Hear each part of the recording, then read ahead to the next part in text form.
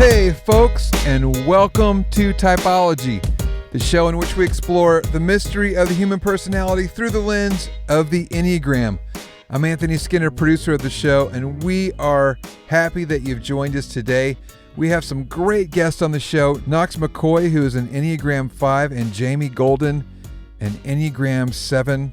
You would know Knox and Jamie as the co-host of the popular Popcast with Knox and Jamie. The Popcast with Knox and Jamie is a nationally ranked weekly pop culture podcast, as they describe as part deep dive and mostly shallow end. Jamie and Knox also launched their newest podcast, The Bible Binge, in February 2018, and seasons 1, 2, 3, and 4 of The Bible Binge made it into the top 3% of all podcasts. These two are hilarious. They're really, really smart. They're bringing their A game today. They're self-aware, and they are up on their Enneagram. So you're in for a treat, and this is a great conversation. Hey, before I let you go, I want to remind you that we are on social media at Typology Podcast. That's Typology Podcast on Instagram, Twitter, and on Facebook. Hey, that's it for me, Anthony Skinner, and with no further ado, and now, here is the host of our show, Ian Cron. Knox McCoy, Jamie Golden, welcome to Typology. What an honor. So happy to be here. We're excited to be exposed by our Enneagram numbers. Carve us up. Let's go. Let's do it. All right. I'm new to Popcast. I mean, like, welcome to the dysfunction. Well, I mean, it's fantastic. Aw, that's very nice. No, I was listening it today on the way over. I listened to some of them yesterday, and I was like, hey, this is pretty slamming. And listen, fours tell the truth. That's true. That's true. You'll be honest with us. I'm married to a 4, so I know authenticity. I'm going to get it. It's like it's going to happen. Yeah. So No, if I didn't like it, I would just be I would be very quiet. Yeah. And we don't think we're really an acquired taste. It's kind of 10 seconds, you're in or out. You know, You're not going to make it past that if you don't like it. You'll know immediately. Right. Yeah. Well, tell me, how did Popcast get going, and just give me some history on this thing. I mean, Knox, you're a 5. Mm-hmm, that's right. Jamie, you're a 7. So we are going to be talking about a 5 and a 7 working together in a partnership day to day, because you're different. Sure. Right. But different, like special, right? Like a rainbow. Like a rainbow special. Okay, everybody, guess which one's the 7. Right. How did it come about? What is it? Just tell folks all about it. So it's an interesting origin story. I think we both came out of the blogosphere movement. I was into blog. I think blogs were this thing you did because podcasts weren't around yet. And if you wanted to be creative and express yourself on the internet, it was blogs in 2011, 2012. We both did that. I eventually got into podcasts, saw that it could be a good medium, it could be creative, you could do a lot of things with it. And I tried a couple different iterations. And my big end game, which I can relate to you on, is I want to write a book. I want to build a platform, I want to write a book. And we had crossed paths a couple different times at a blog conference. And we'd done a couple different podcast episodes together. And I thought, I think there's something really funny here. We make fun of people in the same way. We have a lot of fun. I feel like we talk about stupid things in a hopefully smart way. So that's fun. So it was like, let's give this a go. Let's see if we can, make something out of this. And, 6 years ago, the podcast was born. Okay. And what is it? Okay. The podcast, we say it's a show about things that entertain but don't matter. So we talk a lot about pop culture. Say that again for me, would you? We talk about things that entertain but they don't matter. Okay. Perfect. I love it already. So we want to lean into, this doesn't matter, but it's fun. And I think, nationally, culturally, there are some things that aren't great fun to think about. So we offer a respite to not have to think about those things. All right. When the world is a dumpster fire, we are here for you. Yeah. we are the trash pandas in that dumpster fire. We are the trash pandas. That's right. That are going to go into the dumpster fire with you. That's right. And bring you out, and there'll be glitter and candy, and you can forget about it for an hour. Right. So. Yeah. And you look at topics all around the issue of culture. Yeah. Mm-hmm. Pop culture, movies, TVs, each of our Wednesday episodes is based on a topic. So it might be, we're going to talk about dogs and pop culture just dogs that have been in movies and TV. I know Percy, he was excited. My dog Percy here, he just perked up. He respects that. He's like, I'm a topic I'm interested in. We'll get you some AirPods and you can listen. But we'll talk about books that have been adapted into movies or any number of things, but we try to do it in a way that's not as much, academic. Yeah. In a way that's like, who was the best? Is McGruff a good dog? Yeah. Like, was he a good crime dog? Yeah. Like, was he? How did he help us? Yes, he was fantastic. Obviously, he was. He wore a trench coat. We know he wore a that. trench He's coat. You're an amazing dog best. if you wear a trench coat. So. But I think early on, I don't know about you, Jamie. I didn't have the language of the Enneagram, so it wasn't like strategically like, okay, this could work. But I think you can see the the evidence of the Enneagram influences at play because, we were talking about pop culture which is kind of light and fluffy, which is probably more Jamie's purview. And then I would like to take it in really weird, stupid, serious ways, like theories, conspiracy theories. We did an episode, is Taylor Swift the Antichrist? Let's just think about it. Let's just talk about it. I think that's an interesting thing. Scripturally, she might be. You would be surprised at the scripture. Just a heads up. Right? But it's like, just so you know, check your Bibles, guys. But it was like, what if we take this dynamic, what if we take these conflicting worldviews and merge them and make them like simpatico? Like, would that be a compelling product? Some people would argue probably still not, but we like it. They're not our target demo. That's right. Yeah. Well, the show is doing fantastically well. So, I mean, hats off. Something's working, right? That's very kind. Thank you. Yeah, thank you. Yeah. So, conflicting worldviews. You're a 5. You're a 7. Yes. Tell me what you mean by conflicting worldviews. I'm curious. Well, I think the best way we could delineate it is, and we talked about this before, if you're like visualizing who we are as people, use the movie Trolls. Jamie's Poppy from the Trolls movie. Yes. Bubbly, light, sing-songy, optimistic, and I'll be Branch. Colorless, drab. That's hilarious. Cynical, but in a practical way. You know what I mean? Yeah. So I think that's a bit of the characters. That's not necessarily our real life, maybe as much, and we can unpack that a little bit. But I'm actually more Princess Unikitty from yeah, Lego, yeah. but that's fine. There's not a good corollary there character-wise, though, so we go Trolls. Yeah. But I think that kind of demonstrates what we're talking about. That's amazing. Mm-hmm. But a good example is we were at lunch and I asked the table, what are y'all doing this weekend? And you get to Knox and he's like, It's like, why are you asking me that? Why are you asking? Why do you need to know? And I'm all like, this is what I'm going to do at 9 o'clock. And that's what I'm going to do at 11 o'clock. And that's what I'm going to do at 2 o'clock. So it's just a difference in like, I'm very public and open and live my life very much on the internet, on our podcast, all the places. And then for him, he's really obviously holding a lot of that a little closer and a little tighter. Sure. But I think it makes him mysterious to our listeners. They're like, what's his life about? What's going on there? This is amazing.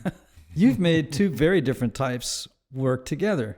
Sure. Right? Yeah. In some really cool ways. Yeah. I think in our business sense, it's been really helpful because my introduction to Enneagram was the road back to you.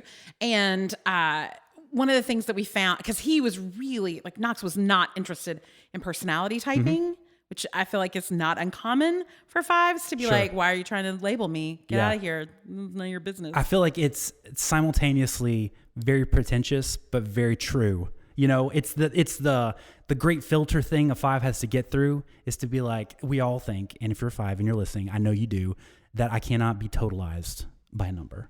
But well, the very fact that you just used the word totalized. Right.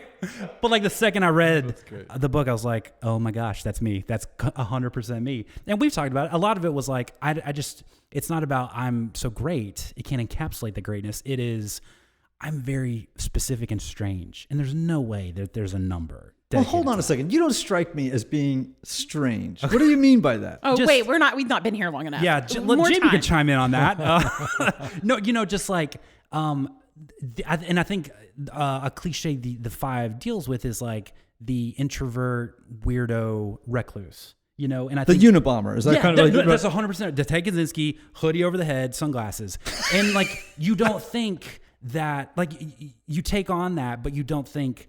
It's not that that's like the hyperbolic version of it. You just think that's not a good thing. That's not a real thing. So that can't be me. That can't be a number. There can't be a number that somehow validates that, because that's not good, but that's just the worst extension of that idea. So that originally I was just like, I'm not interested in something telling me A, I'm either weird, or B, I don't factor into this worldview of numbers. You know what I mean?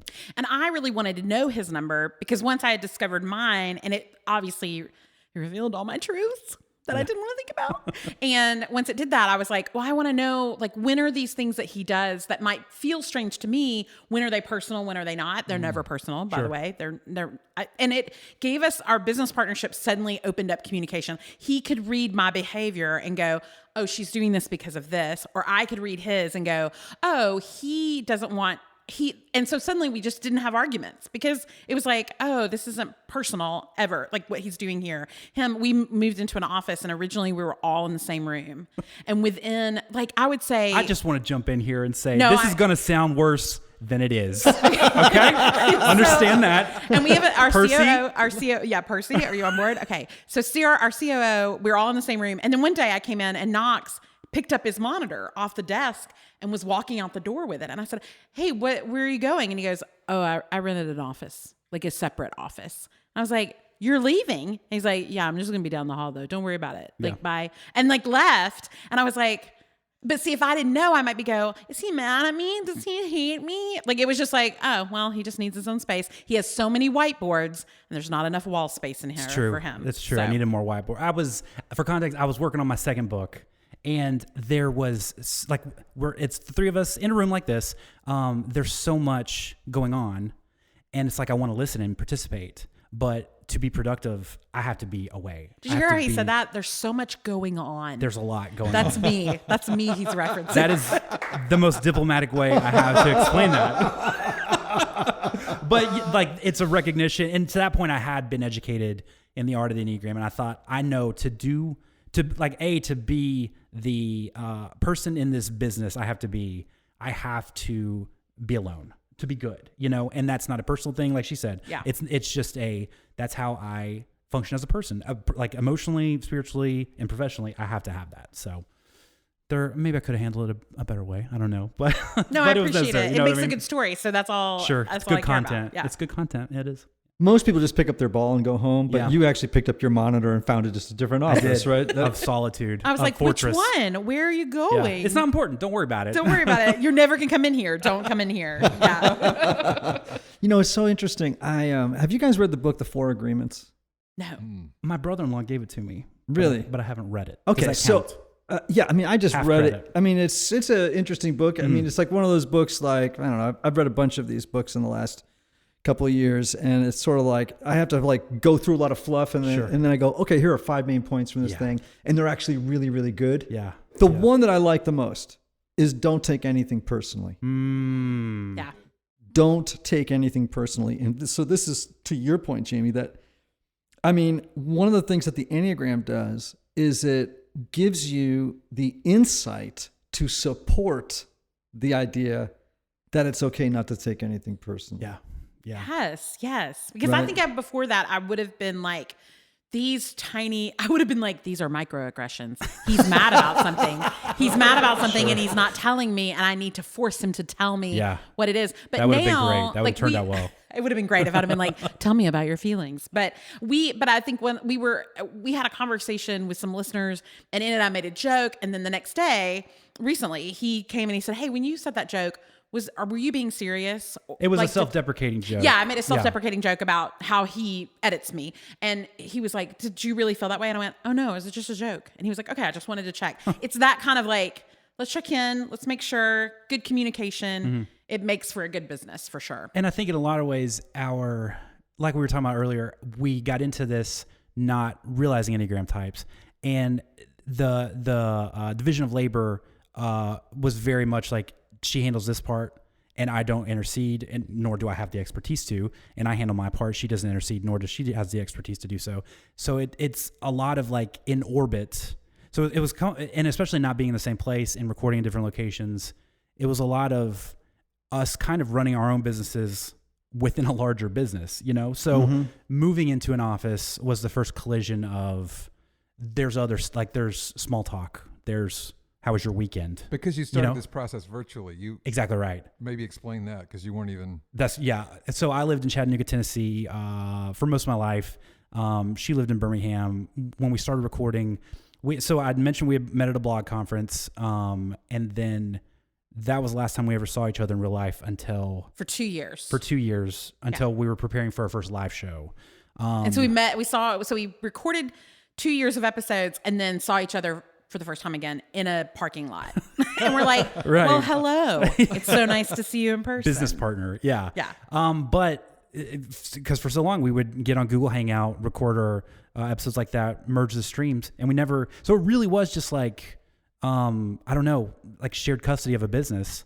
And it worked pretty well. I think it still could work, but I do think to be able to scale like we want to scale and do what we want to do, it pays to be, in person, to do that business together. Hey friends, we'll be back to our interview in just a moment, but I wanted to take a break to thank our Typology sponsors. First, I'd like to send out kudos to HelloFresh for making healthy eating so simple. As America's #1 meal kit, HelloFresh delivers easy, seasonal recipes and pre-measured ingredients right to your door. This is great because, I travel so often that meal planning and getting to the grocery store is not always so easy. With HelloFresh, Annie and I have said goodbye to endless trips to the grocery store and takeout food. My brother Anthony. Yes. You use HelloFresh, right? We do.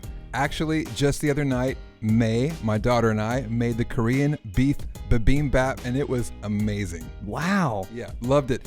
It's all really simple to make. All the veggies are right there in the paper bag. You just roll them out, throw the meat in. You're done in 30 minutes and ready to go. Well, Annie and I get the meat and veggie menu, and it is delicious. My current favorite recipe is the honey glazed pork tenderloin with roasted potatoes and broccoli. My mouth is watering now. You know what else? What? There's something for everyone. There is. From family recipes to calorie smart and vegetarian, and fun menu series like Hall of Fame and craft burgers. Yum. And I love how flexible HelloFresh is. Yes. It is so easy to change your delivery days, food preferences, and you can even skip a week, which was awesome when I was on vacation in Colorado recently. So I just went online and I changed my delivery date and had fresh meats delivered when I got back. And HelloFresh, check this out, is giving our Typology listeners a special offer. For $80 off your first month of HelloFresh, go to hellofresh.com/typology80 and enter Typology80. This is a great deal, folks. It's like receiving 8 meals for free. That is a great deal. Unbelievable. Again, that's $80 off your first month of HelloFresh. Go to hellofresh.com/typology80 and enter Typology80 to get your $80 off. You won't regret it. So, there's from a maybe a business, both a business and a relationship context, friendship or partnership, right? The points of connection for 5s and 7s is pretty rich, right? You're both in that mental space, right? You're both in that fear triad, sure. right? So what? Don't talk about the sad part. You guys would meet in a lot of different realms. One would be you're great at efficient collaboration, right? You love information, right? You love detail-oriented projects with very clear actionables, right? You tend to, because you're up in that headspace, you trust each other on the level of the intellect, right? That you, because you're a 5 and you're a 7 who would not like to go to the sort of the darker places, sure. right? Thank you. Yes. Thank you. Yeah. When you all have interesting debates, for example, on your show, I bet you feel kind of safe doing it because you have boundaries around it, because you don't want it to go to a heavy dark place either as a 5, sure. right? You don't want it to get feelings rising up out of control. Right. You have so nice boundaries get set up. Yes. In for the two of you, and I can hear it on your show live. Yeah. You know? Yeah. It's like you have nice lanes. You move nicely between lanes. And in fact, I was just thinking about this the other day. That's actually a good metaphor as you talk about the Enneagram, you know, like you're driving down the road, you got your lane, you know, like and one of the nice things with the Enneagram is it lets you know when you're leaving it. Yes. Oh yeah. You know, and sometimes as you're kind of like bumping off into some other lane, you know what I'm saying? And so in relationships, you can watch that dynamic happening as well. You both love independence. You both like predictability, actually, and that you're very practical people, and that creates a sense of ease, I think, in relationships. Sure. For sure. Because I definitely, all of those things are true. Oh my gosh, it's like therapy. I love it. All those things are business therapy. So, because one of the things is when you're doing a podcast, it's every Wednesday. We record on Mondays. We have these discussions. Like we know the rhythm of our work, but then we also are like, how could we do this better? Let's evaluate. We love evaluation. We love looking at data. We love trying to do things that are hard and think, can we do things that are hard? Yes. And it's also nice because you're doing it with a team. And so, I mean, for me, it's been surprising because I think I thought, if you had said to me, you can own a business as a 7, I'm like, that's adorable. Who's going to run things? Like, I'm just going to have the candy drawer. That's going to be my job. Sure. But what it's done is it's gone, oh no, his 5-ness has brought out that ambition and all of that intellect about the business, which has been really nice. Yeah. I think where you guys can really help each other a lot of the time for 5s and 7s is that your quiet, really laser-like focus as a 5 can help ground you as a 7, right? And you're pretty dogged. You're pretty laser-focused in, right? And you can be distractible as a 7. What are you talking about right now? Did you see Percy? Do you see Percy's ear? It's sitting Percy's up. a 9, by the way, just so you know. He's just over here. He's just chilling on the chair. That's my distractibility. I'm like, look at his ear. That's right. Oh my gosh. That's right. Yeah, right. And we were actually just moving toward a more sensitive, really conversation. And you were like, look at the dog. That's great. Because I didn't like where this was headed. Yeah. But what happens is that her enthusiasm, her generosity of spirit, it's very contagious, right? And you as a 5 need to get some of that mojo going. Yeah, like most specifically at our live shows, because with a podcast we record, no one's watching. I edit it, so it's all this there's a lot of care that can go into how that eventually sounds, and then a live show is like skydiving without a parachute. And she can do that. She's force of nature, hilarious, can, be funny on the spot. Me, that's terrifying because there's no pause button, there's no edit. So our live shows was the most distinct example of okay, so not only do I need to try to mimic that behavior, and access where I go in stress or whatever, but I have an obligation because if I'm not holding up my end, if I'm not being really competent and being really good live, then that's going to force her to go to God knows where to compensate for me, to compensate for my weakness here. So it was a big stress, but it was a necessary, because it was a good business decision for us, but it was also I want to get better. I don't want to, there's always that Unabomber recluse fear. I don't want to be that guy. I want to be the one that's maybe he's not a 5. Maybe he's a cool 3 or something, that's the number. I grew up, my dad, a formative experience or a formative relationship. He was a high achieving 3. So sometimes I wonder if I'm like a cat that got raised with dogs, and thinks he's a dog a little bit, but he's you're a cat, but you sometimes act like a dog. And that's okay. You can do that. All right, let's talk about culture, pop culture, and personality for a second. Yes. All right. I mean, I ask this question of people who are sort of in that stream a lot. Why do you think it is at this particular moment in time that the topic of personality is so big in pop culture? That's a great question. We were actually talking about that in the car. We were talking about the Enneagramification of the internet right now, And is this a trend? Is this a thing that will fizzle out and remain, but are we in a bubble right now? I think it has, I don't know if it's a generational thing. I don't know if it's, I don't want to scream millennials because I think I'm an older millennial, but I think there's something to, you are an older. I am. Thank you for that, Jamie. Like there's the, like I like to identify, I am a person. I want to identify myself.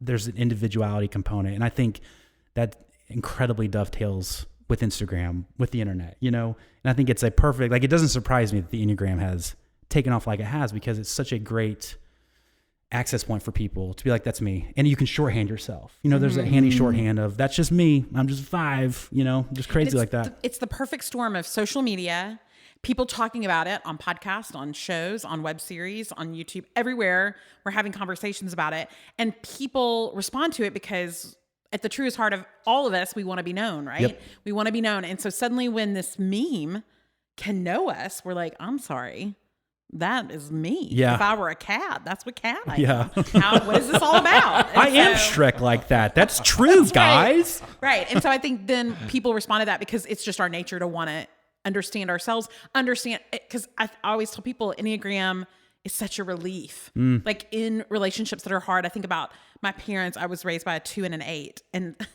I'm always like with the 2, like, oh, this is why you always bring me snacks. It's like, and I like that. And sometimes I don't want you to, but now I'm going to always let you because I know how valuable it is to you. So it made my relationships better with so many people and work and home and personal, all the things. And so I think now it's just, we feel in many ways disconnected as a culture because we're behind a screen. Even if we're FaceTiming or on Marco Polo or wherever, we feel disconnected, but it's like, oh no, but like I can now know you even if I'm not with you all the time because I understand your Enneagram. Yeah. So.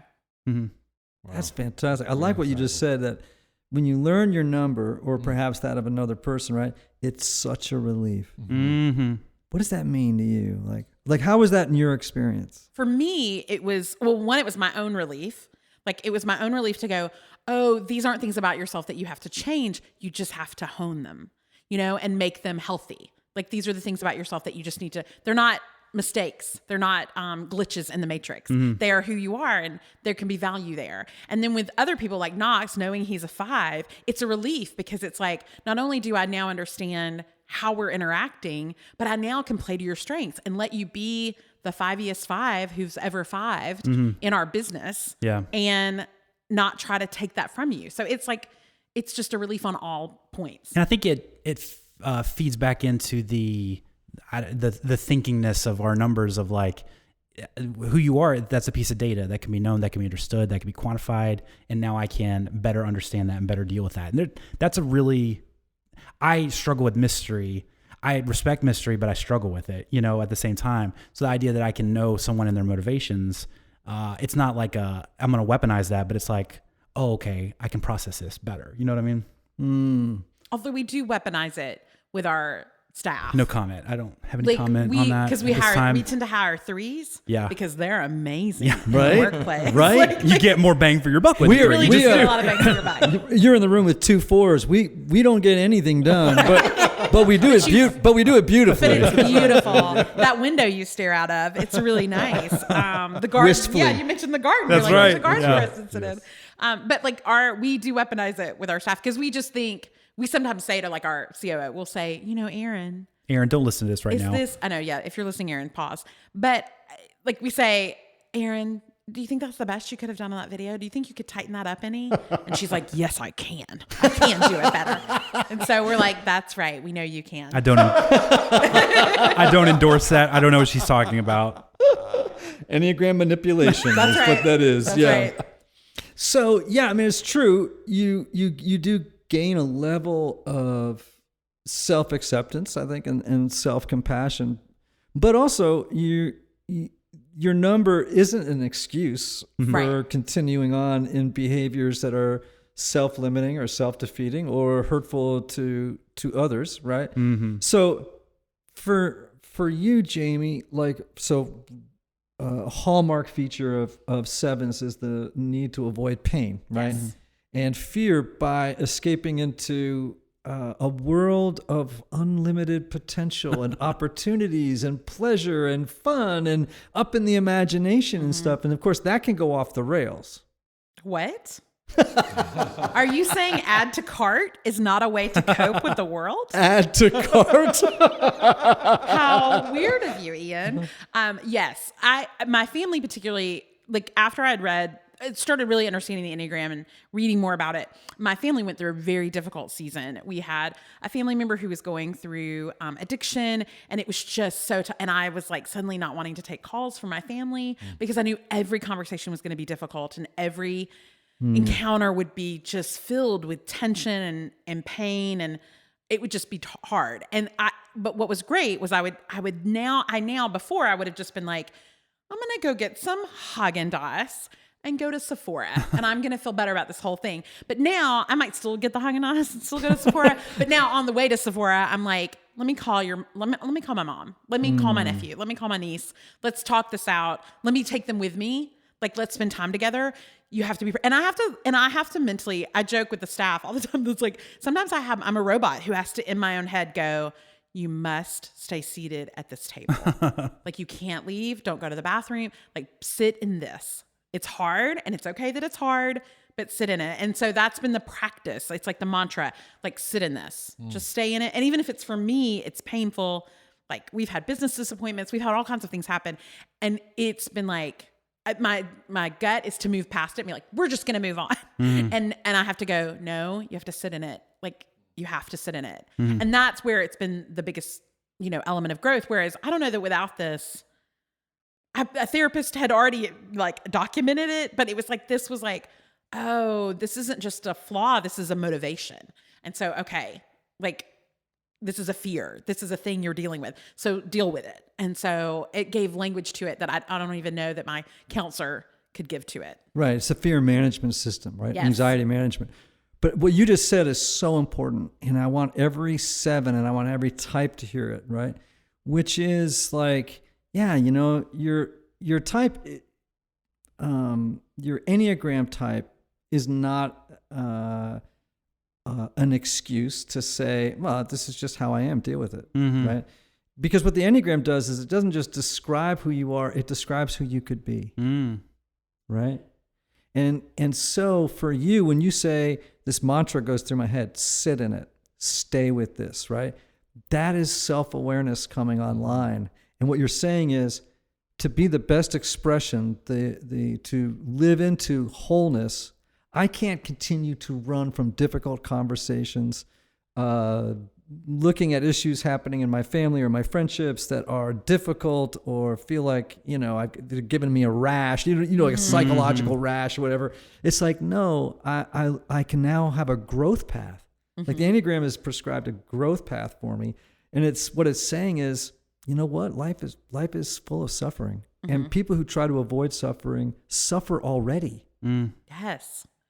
Yeah. And what happened when I started doing that is the growth came from going, when you sit in this, you also can bring a little joy to it. Like, we can sit around the table and talk about hard things and then also break the tension with a joke and like be like, heroin. What do you do? But and everybody could be like, okay, life is not just dire. Right. You can bring some joy to this because of your 7-ness. And you can use it instead of using your 7-ness as an escape route. You could use it as a place to grow some seeds in your own family. Yeah. So I'll just at that point, we can use the word. Your way of being in the world becomes blessing and benediction. You bring blessing where you go. But it's not what you're describing there, I think, is like when you bring joy, it's not in service to self-protection, which I think is not a good thing. Right. That's when it starts, right? But when you bring the gift or the operating style of your type to the table in service to the whole, the community, in a way that brings joy and and the right amount, and not so much that it kind of like wipes out what needs to happen. It's never too much, right, Knox? It's never ever. But I just want to say thank you, because what you're articulating there so beautifully is, well, this is what this thing is for. Yes. Like, it's not just, okay, this describes me. This is so fun. Let's talk about it at a cocktail party. It's like, no. You can treat it that way, but you've missed the point if that's how you work with the Enneagram. The point of the Enneagram is self-knowledge and service to, how can I better love the world? How can I put who I am into service for the betterment and the healing of the world? And also, how do I grow into a person who's not living as someone in that fear triad, out of anxiety and fear and self-protection, and you know what I mean? And how can I use the natural gift for joy I have to bless the world? I'm going to get a shirt that says, I'm a blessing and benediction. Yeah. That I just wear, like to the coffee shop. Totally. In case people are wondering. No. I am a blessing. Yeah. Hey, everybody, I want to tell you about my friend Michael Cusick and Restoring the Soul. Anthony. Yes, sir. How you doing, buddy? I'm doing well. How are you doing? You know, one of the lessons I've learned, Anthony, tell me, is that not everybody benefits from a traditional 50-minute hour, or even from the typical weekly sessions. And this is why some people, even though they may have a great therapist, can go to couples therapy or personal counseling for months or even years. Some folks, they never really get anywhere if they're just going on a weekly basis. They don't make any progress. That's right. So this is why I'm such a fan and a believer in the intense counseling process at Restoring the Soul in Colorado. Restoring the Soul was created by my longtime friend Michael Cusick, who helps couples and individuals experience deep change in half-day blocks over 1 or 2 weeks. Michael and his team know that sometimes you can't wait to get to the bottom of an issue or experience breakthrough, so I want you to get a hold of Michael and his team. If you really feel like you're in a rut and you can't wait months or years, you can call Restoring the Soul for a free consultation. That's 303-932-9777 and learn how their intensive counseling process can jumpstart your journey or launch you to a whole new place in life. Make sure to visit www.restoringthesoul.com/typology to download their PDF called, Anthony. Hey, 5 ways unaddressed trauma may be derailing your relationships. And now, back to our guest. For you as a 5, right? What's your growth path and how did you find it? Oh, Lord. I don't know. I think the biggest thing I've really wrestled and struggled with is the whole energy level thing, the limited reserve of energy. And that's the one thing. There's a lot of things that I'm like, I really love my Enneagram. I love, I feel like it suits me. So I don't, that predates my understanding. So is it that I loved it or it's just me, so I got to love it? I don't know. But like, it feels true to who I am, right? But the lack of energy has always been like a shame. Like, it's like, why can't you just think your way out of that? Why can't you teach yourself to have more energy or do better? So more energy for relationships? Because that's typically where the 5 tends to get, because you have lots of energy for gathering information and for study and for doing, all, and for observation, all that stuff. Yeah. But so what I'm hearing you say is the inner resources that relationships tend to deplete you, yes, right? 100%. And, I've got 3 kids. I got my wife. We moved recently, and that was, we've lived in Tennessee our whole lives, and that was the biggest, magnifying glass on my shortcomings in terms of my ability to hold emotions, and not try to fix them and not try to think through them, but just sit with them and just honor them and just hear them. Because, my kids, we're uprooted from family and friends. And, for my wife, even though we made that decision together, it was hard. And we went into it knowing this affects me the least because I'm moving towards my job, A. B, I don't need to have relationships. I have community and I have people I know and love, but the fact that I'm moving away from them, that isn't quite the thunderstruck thing for me as it is for these people. So that was where it really highlighted, oh, wow, you're really bad at this. And you to be a great father, like I want to be, and to be a great spouse, like I want to be, you have to be really good and active and present in the moment with these people that you love so much, if you want to be that force and influence in their life. All right. Well, so let's move a little bit. I want to move back into culture because I'm fascinated with what you do, right? And the whole topic of pop culture. So you guys do a lot with film and television, right? Favorite film for you? Mary Poppins the original is my favorite film. Interesting. Yeah. Well, right. Come on, a woman with an umbrella. Yeah. She just shows up. With a purse, you can literally grab anything out of. Anything comes out of the purse. And sugar is the medicine. How is that not the best life we could live? Yeah. Yeah. Right. But what's interesting is I think Mary Poppins was a 1. Yeah, I'm okay with that. Like, because I go to one, right? Like in stress. So I see like, okay, she gets ish done. Right? You gotta like that. Yeah. I gotta like that about her. But I also like that there's penguins who dance. How is that not a dream come true? Like, we're going to dance with penguins? Look at Bert. He's kind of hot. Like he is. Dick Van Dyke? Come on, y'all. Yeah. Everybody agree? Good. Okay. I was going to say. And that accent that's not an accent. Exactly. But like, it's like, I don't know. You could chimney sweep me anytime. How you doing? I'm sorry. Did it go dark? Yeah. Did you say chimney sweep me anytime? No. Move on. Don't linger. No eye contact. Don't linger. I'm used to being bleeped when I say things like that. I'm so sorry. No, we don't bleep around here. Okay, that's fine. Yeah. I stand by. Know your editor. You're all in, and your showing up here is actually a signing of some kind of waiver. So, yeah, I'm just lock that release in the drawer, man. She's not taking that out. That's too good. All right, so for a 5, what's like? I would say The Godfather for me. Really? Yeah. Why? You know, it's strategic. It's family oriented. It's about relationships, but it's about like honor. You know, leave the gun, take the cannoli. Very practical advice. You know, stuff like that. You know what I mean? I think I saw that at a young age.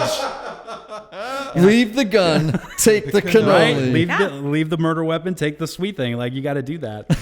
This is quite the double feature. I know. Okay, so I love The Godfather. Sure. I mean, that's like film royalty. Yeah. Right. Almost. It's not even almost a film. It's more like an opera. Yeah. I mean, it's got this operatic kind of a Very quality. much so. I just yesterday listened to Malcolm Gladwell's Revisionist History. Okay. And there's a whole episode that deals, a big portion of it deals with The Godfather. I don't think I've heard that one. Oh my gosh, it was fantastic. I got to check that because Michael Corleone, like that character, I've been so fascinated with. Like, was he a good man? Is he honoring his family by turning? At what point does he have that, like, where he turns into a bad guy? You know, like, is he justified? How complicated is he? All that stuff. That's just my favorite. What number was Michael Corleone, do you think? Well, any character I like, I try to shoehorn them into a 5. Right. So, that's called projection. Okay. I'm a really good projector. I don't know. I could see a 1. I could see a 3. I think a 3. Yeah, man, he's a complicated dude. I think if you were in the 5 families in New York, that's an achievement. You know what I mean? Yeah. I don't know. Well, I mean, that kind of speaks to this idea too, that I think people tend to believe that 3s all want to be investment bank CEOs. And actually, it's all context. If you're in a mob family, you just want to be the Don. If you're in a family of, I don't know, academics, you want to go to Harvard. If you know, in other words, it's all about milieu. It's not about, you know, they gravitate toward super high paying jobs, right? That, you know, in the public, you know, because our CO is a 3, and I think she's never said this, but I think we always fear that she's going to usurp us in some way. You know? Yeah, we made her. The contract we made her sign was like non-compete clause 1 year. Like, you can't leave us and go do this for somebody else, because she would do it. She would be amazing at it. She's great. She's so good. She's so talented and gifted. But we're like, Are you okay? Do you like us? Do you still like us? You're not going anywhere, right? Okay, good. Okay, TV shows, Netflix, TV. What are you into right now? And I want to, like, what's exciting you? What are you seeing that you're digging? So I just finished Fleabag season 2, which is a BBC show. Phoebe Waller-Bridge, who showrunner for Killing Eve, also a fantastic show. I love it because she breaks the fourth wall. She talks to the audience. She looks at the audience. She like has a knowing glance, and sometimes that can be a trope that's overused. She does it just the right in the amount. most interesting way you've ever seen. ever. There's it's a so hot great. priest. I see a pattern here, don't you? Yeah. I'm a hot priest. People have said that. That's fair. Yeah. You understand then. Yes, totally. Wow, that's so creative and a TV component. So Fleabag is really good because it's short and sweet. Dairy Girls also a fantastic. Okay, well, here's the problem with Dairy Girls, though. I cannot understand a word Listen, they're that's saying. what your closed captioning is for. Yeah. Where have I been? I know. It's the key. Anything that's tough like that and where people are speaking really fast with an Irish accent, you always have to turn on that closed captioning. And then you're like, oh, now I understand. You're fantastic. I don't care if these actresses, some of them are in their 30s. I'm okay with it. I believe that you're 15. 30-year-olds playing 15-year-olds. Yes, one of them is 32 playing a 15-year-old. But I believe her. I believe that she's Claire. Yeah. So it's a fantastic show that obviously I just love teenage shows that are smart. It like takes us back to the OC, right? Of course. Yeah. I'm finishing up Yellowstone right now. I really enjoy You're finishing up what? Yellowstone. Oh. It's on the Paramount Network. It's very difficult to find for some reason. But Kevin Costner. Kevin Costner's in it. But I'm really anticipating The Righteous Gemstones. It's coming out on HBO. It's Danny McBride, and he is a member of a religious super famous family. And it's going to talk about, some of these televangelists and some of the more nefarious elements of Christians on TV. So I'm really excited about it. How about music? Do you guys do a lot with music? We talk about it Yeah. some, we are so cheap. We won't pay for licensing for it to be on our show. Sure. So we would do it more. Yeah. I'm either, I want to listen to Kendrick Lamar or I want to listen to Penny and Sparrow. It's either singer-songwriter, harmonies, like What a Dream, or I want to rage against some machine. I don't care what machine it is. So that's where I land. Yeah, I like Frank Ocean. I'm listening to a lot of Andrew Bird, and I always listen to Explosions in the Sky. That's like my wheelhouse right there. Wow. All right. Good. I'm learning a lot today, man. I got new TV shows. I got new artists. There you go. Yeah. What do you think is like the ultimate 5 film? Oh man, I got to think about that for a second. That's because you're a 5. Let's go to the 7. I know. I was like, Ultimate 7 film, and it can't be Mary Poppins. It feels like you have to feel good. Everything works out. Listen, I'm going to say this and I'm going to get pushed back, but I think Ever After with Drew Barrymore, which was the retelling of Cinderella, she's facing pain and she just never loses her optimism, and then that's why she meets Leonardo da Vinci. Listen, that's what happens. If you keep your optimism, you're going to meet a famous inventor/artist. Right. Listen, nobody believes in Drew Barrymore. Drew Barrymore doesn't believe in Drew Barrymore like Jamie believes in Drew Barrymore. I literally come out. I swear to you, one time she told me, she said Drew Barrymore is a better actor than Tom Hanks, and she meant it. I mean, I stand by that. She stands by that. it. It's She is insane. a gifted artist that has not had the right avenues to the Oscars she deserves. And you said that in a straight face. Good for you. Thank That's good. That was good. I think the ultimate 5, I've half thought this, so maybe not. Inception. Oh. I like the diving into the psyche and what that's like, the way you can do that, the troubles you can get in, the dangers of that, but also the necessity of some people to do that. Yeah, because that's a pretty cerebral film. Oh, big time. Right? That's one of those films you watch it and you have to watch it so carefully because if you miss 10 seconds of it, you're done. Like, why are they on the ceiling? What happened here? What did I miss? What happened? What did I miss? What did I miss? What did he just say? Where's Tom I'm Hardy? totally screwed. I got to stay around for the next showing because I missed what he said in that one frame. Right. I missed it. Right. Yeah. Oh my gosh. Well, guys, this has been like a tremendous gift today. What a joy. And it's so fun to have a 5 and a 7, a man and a woman who work together in the same room, just talking about this dynamic. So what would you tell anybody if it was in a work relationship, in a friendship? What is it for 5s and 7s that people should know? Ooh. You're speaking to 5s and 7s out there, like what individually or in what advice would you give a business partnership between a 5 and a 7, or even friends who are 5s and 7s? Because apparently you're both. Yeah. I would say for people, if you know a 7, like, don't assume that the that the still waters do run deep. They don't. Like there is white water underneath there. Like there's stuff that they're struggling with. There are things that they're challenged by, but they're trying to keep the water still because that's just more fun.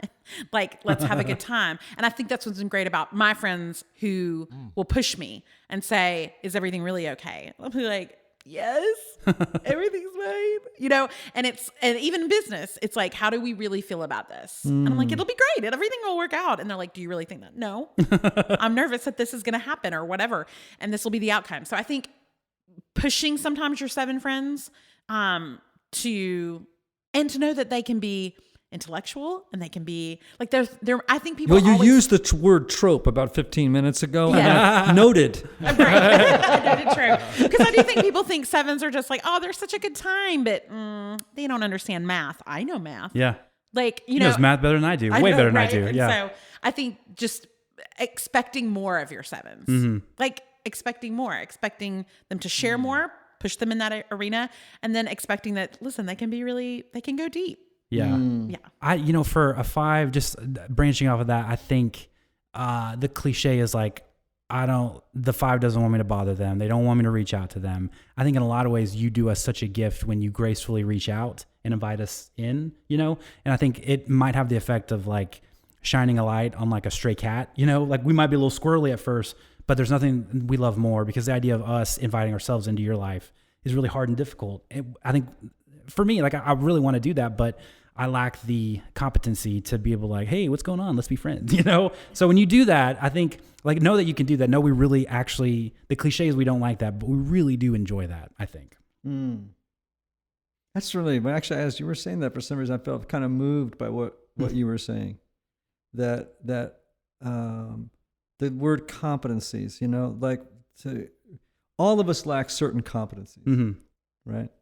And when people can see past them and in some ways make up for our lack of a competency, that's literally what it means, I think, to reach out toward the other. Like my wife and I, we met, we were friends when we were in before high school, but we were high school sweethearts. She's a 4, I'm a 5-wing 4, but that 4 part was very underdeveloped and not recognized. Part of it is because I'm a guy, and the emotions I felt like I couldn't, or I should be ashamed of it. And then part of it was the 5 parts, like, don't listen to your feelings, like you can't trust those. It's crazy, And her being a 4 really teased that out and really accessed that for me and taught me what that it's not that you can't trust feelings, it's just that's a different way to think through something, and that's okay too, And like that, I think, and to the larger point of like, don't be afraid to ask a 5 like to hang out, like I think we love that. It's a difficult hurdle initially, but we love that because not only do we get to learn more, but like it helps us out of our,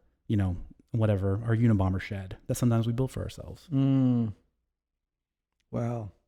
Great. So tell people how they can learn about what you're doing. Tell them about books. Tell them about the podcast. Tell them about all your socials. Let's leave them big. So we're the Popcast with Knox and Jamie. You can find us at knoxandjamie.com. We also have a podcast called The Bible Binge, where because one of our I'm going to say our spiritual gifts is recapping the Bachelor and Bachelorette franchise. Yes. And so we decided, how can we take that to the Holy Scriptures? Yes. And so we recap the Bible as if it is a movie or a TV show. We have a Bible scholar who comes on, does a gentle rebuke. We have seasons. We're about to start our 7th season. And it's a way for us to it's a great way to introduce people to the Bible who may not be interested in the Bible. Or if you're intimidated, like I don't know. So Anthony, that would be good for you. Anthony, welcome. I think there's something really intimidating about talking about the Bible. And we're like, what if we can have a conversation? We're not intimidating because we're not smart enough to be intimidating. We have a Bible scholar who can be intimidating, but she, puts a holy, sheen on it, by making sure we're speaking appropriately. And not sacrilegiously, but I think it allows people an access point to be like, oh, like I wanted to learn about it, but I was a little scared because I don't have a degree in seminary, But we do cast all the Bible characters with Hollywood actors. That's and right, actresses. we do. Really? We do. Example, please. Moses was played by Brad Pitt. We cast Brad Pitt. Judah, Will Smith. Yes. Yeah. Nice. Wow. Yeah. So we take it very seriously. We do take it very seriously. Yeah. But you can find us all on all those socials. And then you can buy I wrote a book last year called The Wandering Years. You can buy it anywhere books are sold. It's about how I found God through pop culture. in my journey of like understanding my faith from a little kid to an adult. So wonderful. Well, guys, thank you for being on Typology. Thank you for having us. Thanks for having us. You brought the joy. You brought the energy we needed today. Percy was happy to meet you. But he's a 9, right? Is he the best studio dog you've ever? He's the best studio dog. There's no competition. It makes me want to not support a pet apocalypse. There you go. I now might want to get a dog. Did you just say a pet apocalypse? Listen, I just don't like things that leave hair and pee on pee on me. I'm just that babies or dogs. As such, she's advocated a pet genocide. It's fine. It's no middle fine. ground. No middle ground. But Percy, making me think another. Bringing it back. Bringing it back. Wow. Fantastic. Hey, everybody. Typology Tribe, thank you for listening to today's episode. We were so glad to have you. Do us a favor if you enjoyed it. Hop on over to wherever you get your podcast, over there at Apple, wherever you get it, and leave a review telling people how much you love Typology. Right, Anthony? That's right. How's your record doing, man? You dropped pretty recently. What? Yeah, it's doing well. Climbing up there, getting a lot of spins, Spotify and iTunes. And the name of it is? Tall Angel Side A, featuring 3 new songs. By the great Anthony Skinner. Oh, you're kind. All right, everybody. Remember the words of the great Oscar Wilde. Be yourself. Everybody else is already taken.